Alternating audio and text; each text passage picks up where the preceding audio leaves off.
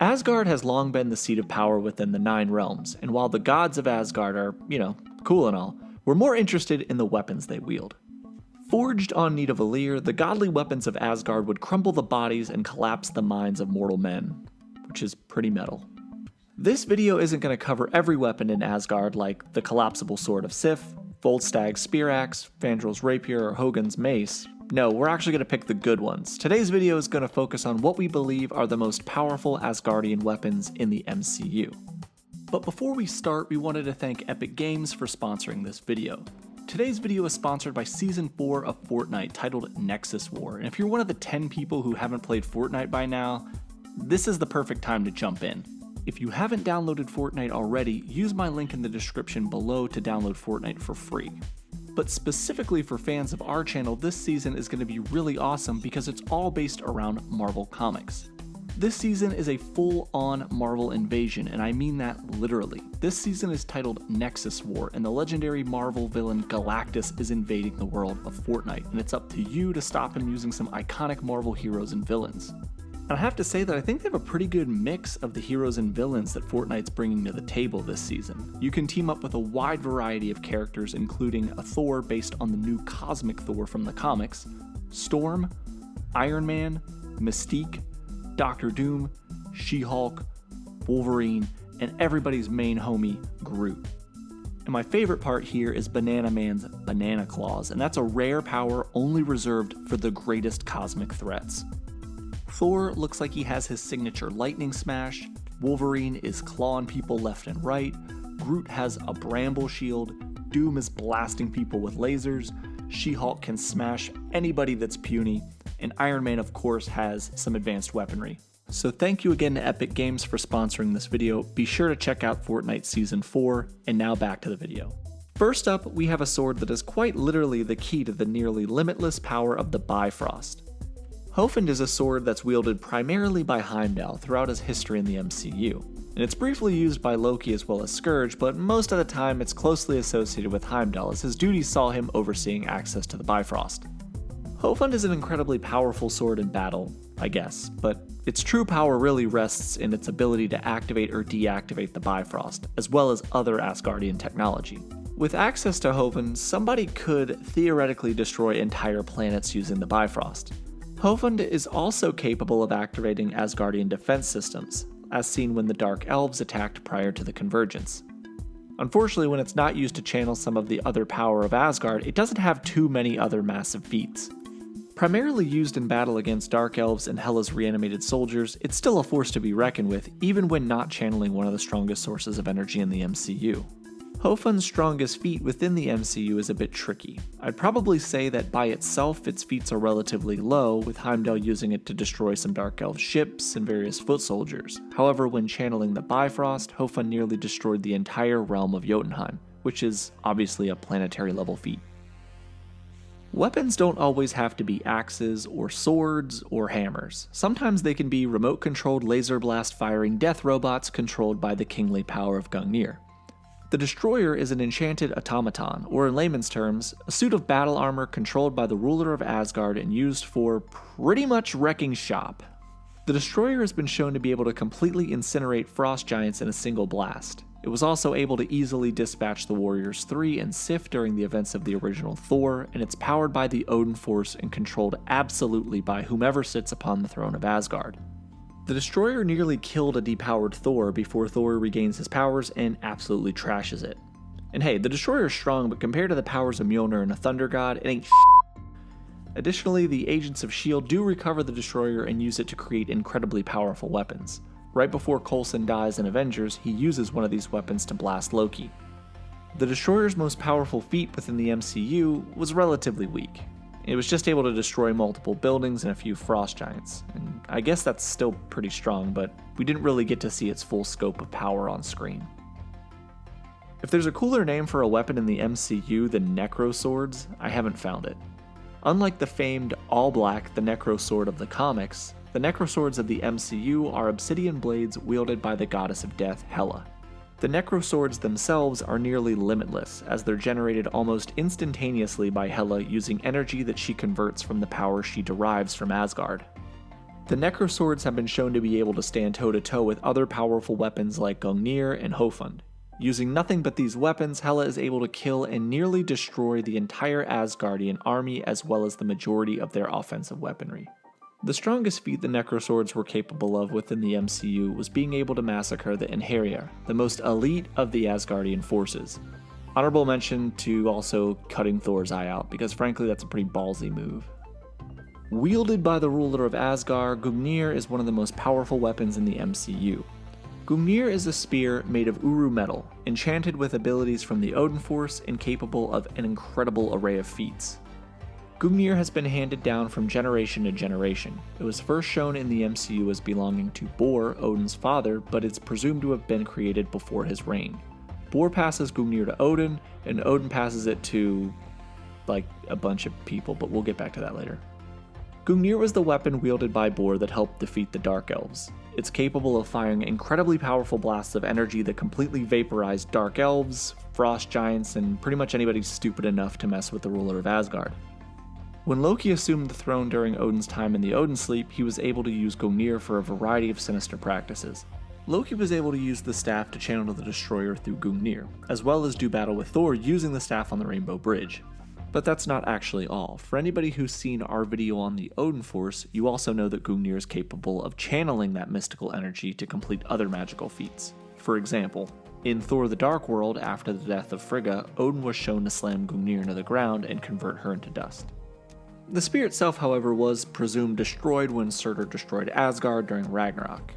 I mean, I guess it could be floating out there somewhere in space, it's made of Uru, but as for right now, it's presumed destroyed.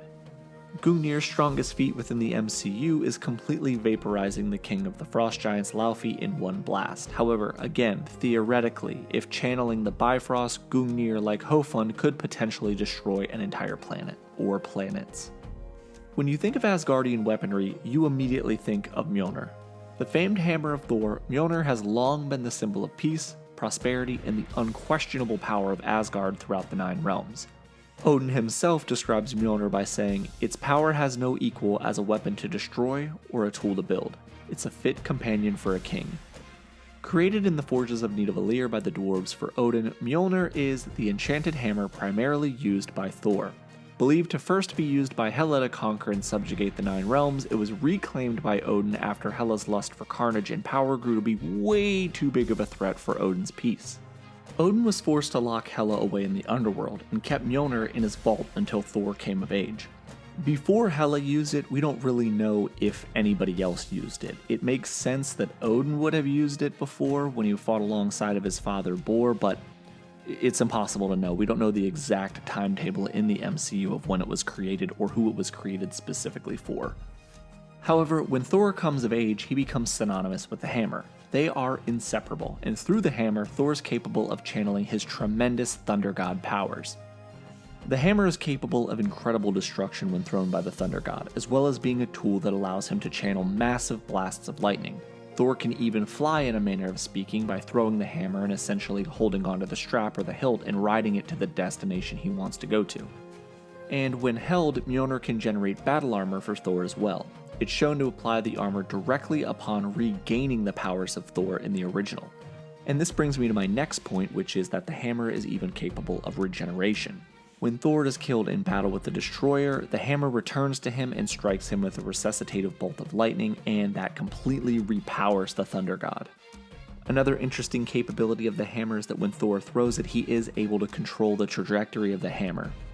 Probably one of the most well-known capabilities that the hammer has is the connection to Thor, which allows him to hold his hand out and recall Mjolnir from virtually any point in the known universe. And this capability even holds up over millions of light years. After being teleported to Svartalheim, Thor was able to call the hammer and it immediately begins flying back to him. We also see him able to control it throwing through multiple portals during the convergence events in the Dark World. However, the powers of Thor, as you know, do come with a catch, and we all know this enchantment. Whosoever holds the hammer, if he be worthy, shall possess the power of Thor. This enchantment was added to the hammer after Odin deemed Thor unworthy. You know the whole story, it's basically the entire plot of the original. The enchantment prevents anybody who is unworthy from lifting the hammer. However, If you are deemed worthy in the eyes of Odin in the enchantment, you're able to lift it and you're bestowed all of the powers of the God of Thunder. And this is of course evidenced by two other people in the MCU using the hammer. Vision was able to use it in Age of Ultron, as well as Captain America, Steve Rogers in Avengers Endgame. However, some clarifying statements here is that it is revealed in Ragnarok that Mjolnir is not necessarily the source of Thor's tremendous power, but was simply a tool that Odin gave Thor in order for him to channel his already own inherently tremendous power. Mjolnir is ultimately destroyed by Hela when Odin dies and she's released from Hell. Thor throws it at her and she's able to crush Mjolnir with one hand. The hammer was seen again during Endgame when Thor was able to retrieve a version from another timeline, proving that he was still worthy. Now, Thor was able to dual wield this along with Stormbreaker for a bit of time until Captain America came to use it, who pretty much effortlessly wielded its power right up until Thanos dropped him. Mjolnir's strongest feat within the MCU is when Thor is able to completely destroy all of Sokovia with a hammer combined with his lightning and a little bit of help from Iron Man. Stormbreaker was first introduced in Avengers Infinity War when Thor realized that he needed a stronger weapon to defeat Thanos. Stormbreaker was obviously known to Asgardian royalty but had never been forged. Thor knew that if he was going to face Thanos with the Infinity Stones he had in his possession already, that he needed a weapon capable of channeling the immense power of the Odin force that was now at his disposal. The solution was to return to the place where all of the most powerful Asgardian weapons were created, Nidavellir. Eitri recommends forging Stormbreaker, a king's weapon which was meant to be the greatest in Asgard's history. After restarting the forges, Thor was gravely injured. The last dwarf Eitri rushed to complete the majority of Stormbreaker, with Groot finishing the weapon by making the handle out of his arm. Thor was narrowly able to avoid death by calling Stormbreaker, which healed him much like Mjolnir did in New Mexico. Stormbreaker is an absolute unit. Significantly larger than Mjolnir in size, it also boasts abilities that Mjolnir never had. First and foremost, it's an axe and not a hammer. The ability to shear is obviously a big improvement. Ask both Thanos' chest cavity, his arm, and his head. It also gave Thor a tremendous power amp compared to Mjolnir. However, its biggest improvement was the ability for Thor to summon the Bifrost through Stormbreaker. The Bifrost alone is, as I mentioned multiple times in this video, capable of destroying entire planets. Additionally, Thor was able to open beers on it, which is a strong improvement over the lack of beverage functionality associated with Mjolnir. Stormbreaker's strongest feat is undoubtedly in effortlessly cutting through a blast from a fully powered Infinity Gauntlet and puncturing Thanos' chest and ribcage. While many people believe that Thanos was using the full power of the Gauntlet and Stormbreaker cut through that, in later interviews the Russo brothers did confirm that the Gauntlet was created with magical enchantments which counteracted the Gauntlet and the Infinity Stone's abilities, so cutting through the beam was more of a counter than sheer power. The Infinity Gauntlet is actually pretty crappy. I mean, think about it. The Gauntlet by itself kind of sucks. Can't do anything, it's just the glove. I mean, it's like a fashionable glove, but it can't do anything. 0 out of 10, crappy weapon, would not recommend it. Crafted by the dwarves of Nidavellir, the Gauntlet by itself doesn't have any powers or abilities that we know of. However, when combined with even a single Infinity Stone, it becomes one of the most powerful weapons in existence. When we first see the Gauntlet, Thanos already has the Power Stone after destroying most of Xandar to get it. When he obtains the Space Stone from Loki, it's stated that he is already the most powerful being in existence. The more Infinity Stones that are housed within the Gauntlet, the more dangerous it becomes. At its apex of power, the Gauntlet's abilities are nearly limitless. But what is the Gauntlet's most impressive feat? It's kind of hard to say because both of the massive scale feats it accomplishes are universal in scale. First, it's able to wipe out half of all life in the universe. Not ideal for people who live in the universe, but incredibly powerful. And its secondary feat is almost more impressive. It's able to completely destroy the Infinity Stones themselves.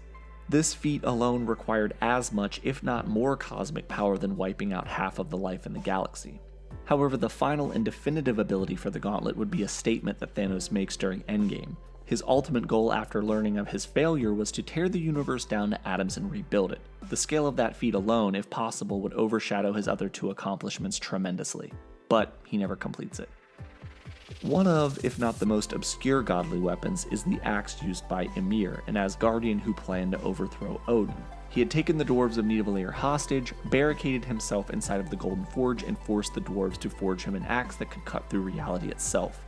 He was ultimately defeated by Thor, but this axe is clearly the most powerful weapon ever created by the dwarves. Now this is canon to the MCU, but why it's not immediately used by Thor or Odin is mind-boggling. The ability to slice through reality is obviously a desirable trait if you are a god. And the last weapon we have is Thanos' helicopter blade. Certainly a reference to the Thanos copter, this blade was indeed made on Nidavellir by the dwarves. I guess after Odin stopped going to war with the dwarves, they needed some extra income, so they forged this legendary weapon for the Mad Titan years before he forced Eitri to make him the Infinity Gauntlet pro bono. Made of Uru, this weapon is powerful enough in the hands of Thanos to shadow Captain America's legendary vibranium shield, but it wasn't quite sturdy enough to withstand the power of an enraged Scarlet Witch, who destroys it. And those, my friends, are the most powerful weapons of Asgard. I hope you learned something today, and if you did, feel free to subscribe and drop a like on this video. It would help us out tremendously. This has been Nick with Key Issues. Thank you for watching the video, and remember the motto, Asgard over everything.